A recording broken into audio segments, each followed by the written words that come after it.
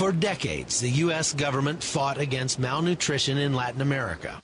Here in Guatemala, food distributions help build relationships with rural communities and educate them about proper sanitation and sustainable farming practices. Poverty rates are higher in the indigenous population, in the departments that have the highest indigenous population, and largely in the Western Highlands, not exclusively.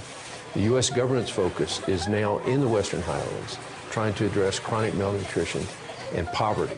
These remote areas also happen to be very near the Mexican border, where drug cartels grow marijuana bound for the United States. As long as you're poor, as long as you have no jobs, you're vulnerable. Our job is to give people opportunities and alternatives to drug-related, gang-related employment.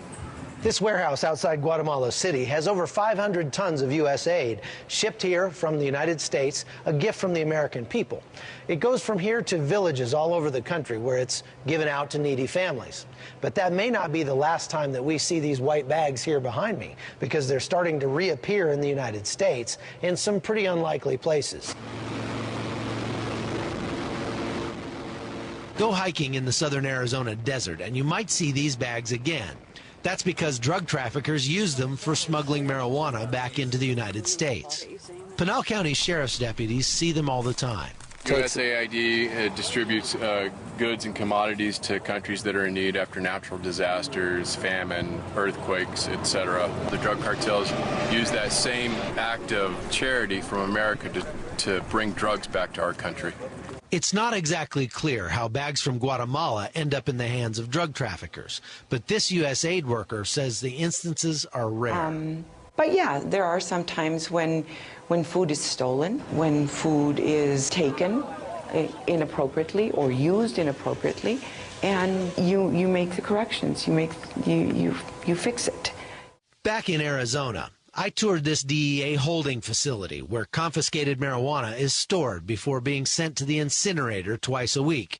The sheer volume of drugs here makes one wonder how much is still getting through. And during the course of a year, we'll probably run maybe close to 2 million pounds of marijuana through this facility. Doug Coleman currently heads up the DEA in Arizona. Right now we see Arizona is a significant hub for marijuana smuggling in the United States, as you'll have maybe 10 or 15 guys come across the border in one of these areas that's hard to police. They'll come through the mountain range or something like that. Stepped up enforcement along the border is one reason violence here is so high, as cartels battle one another for fewer and fewer smuggling routes. We're putting a chokehold on them. Every time we can, we take off a big load of money. We take off a big load of dope. Well, somewhere down the line, somebody's accountable for that, which causes more fighting because somebody has to get killed, in order to pay off that debt, or they get held hostage to pay off the debt. So the violence is a continuous cycle.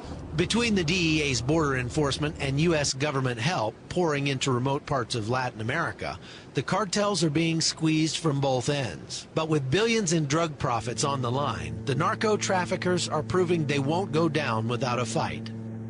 On the Arizona-Mexico border, I'm Chuck Holton for CBN News.